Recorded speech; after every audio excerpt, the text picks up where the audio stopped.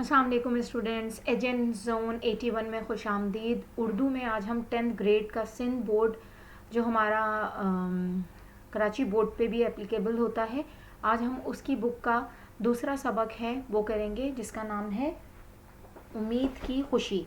ठीक है, तो आप इसके जो मुसन्निफ़ हैं, ठीक है, उम्मीद की खुशी, इसके मुसन्निफ़ हैं सर सैयद अहमद ख़ान। पहले मैं सर सैयद अहमद ख़ान का आपको तारुफ दूंगी, फिर सबक आपके सामने एक्सप्लेन करेंगे और फिर इसकी एक्सरसाइज करेंगे। अच्छा बेटा, सबसे पहले सर सैयद अहमद ख़ान की तारीख़ पैदाइश आप लोग जहन में रखें कि 1817 है, और इसे ज़रूर याद रखें क्योंकि ये MCQs के अंदर ये आता है, हमारे ऑब्जेक्टिव पार्ट में ये आता है। और 1898 को उनकी वफ़ात हुई। सर सैयद अहमद ख़ान कहाँ पैदा हुए? दिल्ली में पैदा हुए। वालिद का क्या नाम था? सैयद मोहम्मद मुत्तकी था। इब्तिदाई तालीम मकतब से हासिल की। मकतब होता है मदरसा, और जिसके अंदर कुछ चीज़ें दुनियावी भी पढ़ाई जाती हैं और दीनी भी। फिर कुरान मजीद, हदीस पाक और फ़िक़्ह की तालीम 18 साल की उम्र में मुकम्मल कर ली। फिर मुनसिफ़ी का इम्तिहान पास किया और वहाँ से फिर मुनसिफ़ लगे, और फिर तरक्की करते करते क्या बन गए? जज बन गए। अपनी अदबी ज़िंदगी आपने किससे आगाज़ किया? एक अखबार था सैयदुल अखबार, ठीक है, अपने नाम के उस पर उन्होंने इसका नाम रखा था। मुसलमानों की इखलाक की इस्लाह के लिए रिसाला तहज़ीबुल इखलाक निकाला। अच्छा, सैयदुल अखबार जो है वो अपने नाम के साथ उन्होंने रखा था, और उसके बाद तहज़ीबुल इखलाक जो रिसाला निकाला वो मुसलमानों की इस्लाह के लिए निकाला था। फिर उन्होंने मुसलमानों की ही तालीम के लिए अलीगढ़ में एक स्कूल कायम किया, उस जो आज एक अजीमुल शान यूनिवर्सिटी है। ठीक है, तो अलीगढ़ यूनिवर्सिटी के नाम से वो स्कूल अब यूनिवर्सिटी में तब्दील होकर मशहूर है। अच्छा बेटा, सर सैयद एक बुलंद पाया नसर निगार यानी कि जो एक तरीके से हम जो नसरी राइटिंग करते हैं, जिसको शायरी से हटकर लिखा जाता है, जो शेर में नहीं होता, उसे नसर निगारी या कॉम्पोजिशंस कहते हैं। अखबार नवीस, कॉलम लिखते होंगे। आलिम थे, बिकॉज कुरान और फ़िक़्ह की तालीम ले रखी थी। और मुग़ल बादशाहत के इख्तिताम में जो सबसे आखिरी बादशाह थे बहादुर शाह ज़फ़र ने आपको जवादुद्दौला और आरिफ जंग के खिताबात दिए थे। ये प्लीज़ बच्चों याद कर लीजिएगा, ये लाजमी आता है कि आरिफ जंग का खिताब बहादुर शाह ज़फ़र ने किसको दिया, तो आपको याद होना चाहिए कि सर सैयद अहमद ख़ान को दिया, या कुछ और करके ये क्वेश्चन ट्विस्ट करके आ सकता है। अंग्रेज़ हुकूमत ने आपको सर का खिताब दिया। अगर कहीं सही और गलत में पूछ लें कि बहादुर शाह ज़फ़र ने आपको सर का खिताब दिया, तो ये गलत होगा। आपने बहुत सी किताबें लिखी जिसमें आसारुल सनादीद, खुतबात अहमदिया, असबाब बगावत हिंद और तारीख़ सरकशी बजूनूर बहुत मशहूर हैं। अच्छा, ये तो सारी आपकी तसनीफ़ हो गई हैं, और इनके बारे में जो चीज़ें हैं वो सारी हो गई हैं। अब हम चलते हैं सबक की तरफ, जिसका नाम है उम्मीद की खुशी। बेटा अपनी बुक खोलें और उसके अंदर पेज नंबर 19 पे आप देखेंगे कि उम्मीद की खुशी का जो सबक है उसका आगाज़ हो रहा है, और ये एक कॉन्वर्जेशन है एक बंदे की अपने अल्लाह ताला से। यानी कि बाज़ दफ़ा हमें बैठे बैठे कुछ चीज़ों का ऐसा होता है ना कि हमें समझ में आ जाती है, हमारा दिल करता है हम उनको एक्सप्लेन करें। जैसे अल्लाह से ताल्लुक़ आपको बाज़ दफ़ा समझ में आ जाता है, बाज़ दफ़ा आपको मोहब्बत समझ में आ जाती है, बाज़ दफ़ा आपको वालिदैन की अहमियत अचानक से समझ में आ जाती है, तो आपका दिल होता है आप उसको एक्सप्लेन करें। तो ये भी कुछ इसी एक्सप्लेनेशन में, इसी कॉन्टेक्स्ट में लिखा हुआ सबक है, जिसके अंदर आप देख सकते हैं कि आसमानों की रोशनी और नाउमीद दिलों की तसल्ली। यानी कि इसके अंदर वो ये बताना चाह रहे हैं कि जो उम्मीद है वो असल में है क्या। वो हर बुझे हुए दिल की खुशी है। वो माँ बाप के लिए औलाद की शक्ल में उम्मीद एक सहारा है जिससे वो अपनी ज़िंदगी गुजारते हैं। और इसके अंदर बहुत से ऐसे फ्रेजेज़ हैं, इतनी प्यारी बातें हैं कि मैं आपको उसको पॉइंट टू पॉइंट करके बताती हूँ। इंशाल्लाह आपको अच्छी तरह सबक में समझ आ जाएगा। इस सबक में मुसन्निफ़ कह रहे हैं कि उम्मीद दिलों को रोशनी और तसल्ली देती है। उम्मीद से इंसान के हर दर्द की दवा और गम का इलाज हो जाता है। भटके हुए लोगों को आसरा मिल जाता है, यानी कि उन्हें महसूस होता है यार हमें मंजिल मिलने वाली है।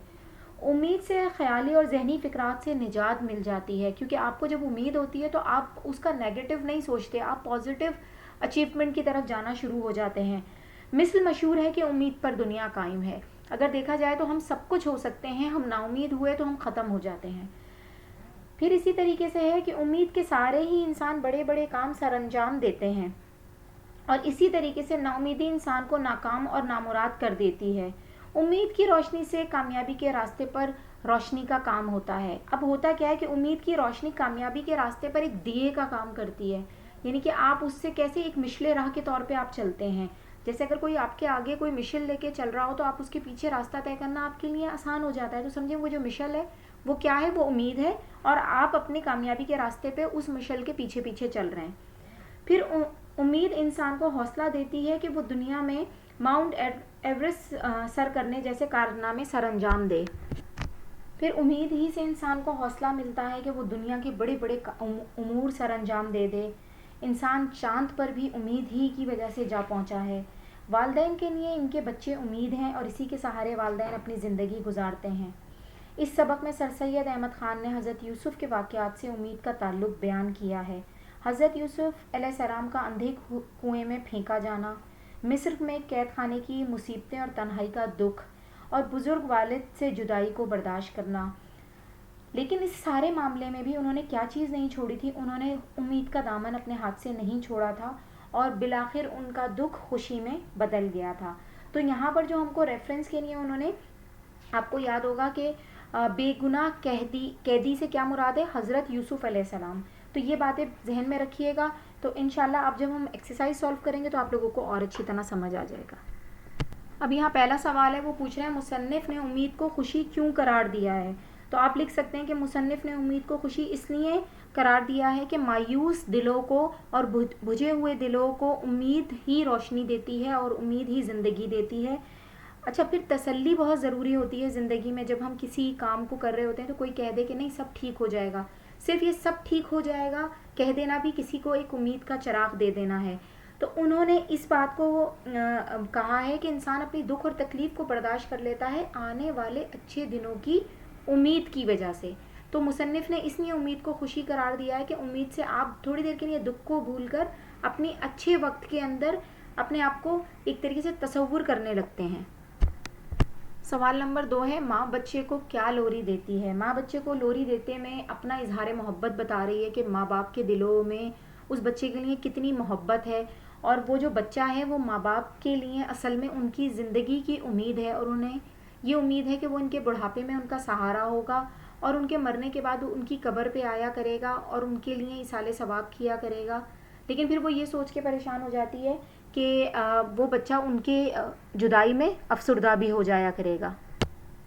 پھر ہمارے پاس ہے بے گناہ قیدی رنجیدہ کیوں تھا. تو بے گناہ قیدی رنجیدہ اس لیے تھا کہ چھوٹی عمر میں ہی اس کو اس کے والد سے الگ کر کے ان کے بھائیوں نے اسے اندھے کنویں میں پھینک دیا تھا, اور اس کے بعد اسے ایک اجنبی ریاست میں تہ خانے کی تنہائی میں سزا کاٹنی پڑی.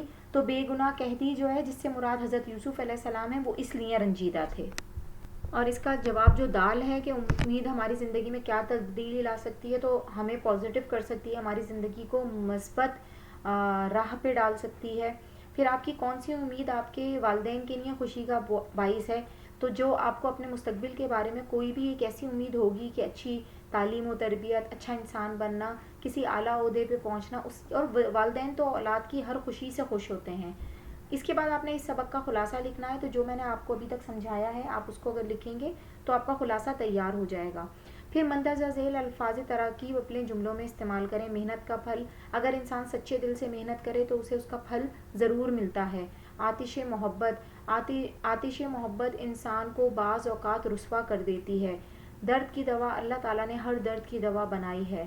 خوش الحان لوگوں کے خوش الحانی, بلکہ ایسے کریں, خوش الحان لوگوں سے بہت سے لوگ محبت کرتے ہیں. بے ریا خیال, اللہ تعالیٰ کی طرف سے ایک نعمت یہ بھی ہے کہ انسان کے خیالات بے ریا ہوں, یا انسان بے ریا خیالات کا مالک ہو. کٹھن گھڑی, اللہ تعالیٰ ہر مسلمان اور ہر انسان کو کٹھن گھڑی سے محفوظ رکھے. اس کے بعد بیٹا تشریحات ہیں سوال نمبر 4 میں. دیکھ وہ بے گناہ قیدی, تو اس کے اندر حضرت یوسف علیہ السلام کا واقعہ آپ لکھ سکتے ہیں. پھر دیکھ نادان بچہ بے میں ہے, گہوارے میں سوتا ہے. تو اس میں جو ماں اپنی لوری اور اس سے اپنی امید کو بتا رہی ہے, آپ اسے بیان کر سکتے ہیں. سوال نمبر 5 ہے, سبق میں سے 5 تراکیب لفظی تلاش کر کے ان کے معنی لکھیں. تو جیسے تراکیب لفظی, دھندے, ٹھیک ہے, کام کاج. پھر ہے خوش الحان، خوش الحان، ٹھیک ہے، اس سے مراد ہوتی ہے ہماری اچھی آواز والا. ٹھیک ہے، 5 لکھنے ہیں ہمیں. اس کے بعد ہے کٹھن گھڑی، جس کے ہم نے ابھی جملے بنائے، آپ وہ بھی لے سکتے ہیں کیونکہ وہ بھی ترکیب سے بنائے گئے جملے ہیں. مشکل وقت، کیونکہ اس کے معنی بھی 2 اس کے اندر آ جائیں گے الفاظ میں. پھر ہے شاداب، تو یہ ہمارے پاس ہو جائے گا خوشحال. اوکے. بے ریا خیال،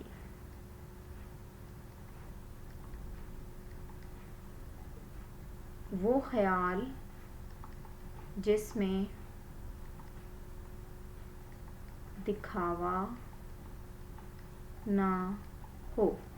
ٹھیک ہے، وہ خیال جس میں دکھاوا نہ ہو. جناب سوال نمبر 6 ہے درج ذیل جملوں میں سے اسم، فعل اور حرف کی نشاندہی کریں. اسلم تو ہمارے پاس ہے اسم، چائے پینا ہمارے پاس فعل ہے، اور نے جو ہے وہ ہمارے پاس حرف ہے. ٹھیک ہے، حامد اسم ہے، پڑھ رہا فعل ہے، اور ہے اس میں، بلکہ اس میں ہے تو ہمیں زمانہ بتا رہا ہے، اس لیے اس میں حرف نہیں ہے. وہ کراچی میں رہتی ہے، تو وہ اسم ہے. رہتی ہے ہمارے پاس فعل ہے، اور میں جو ہے ہمارے پاس حرف ہے. ٹھیک ہے، تو یہ پڑھ رہا ایک لفظ ہے کراچی میں، رہتی ہے ایک لفظ ہے.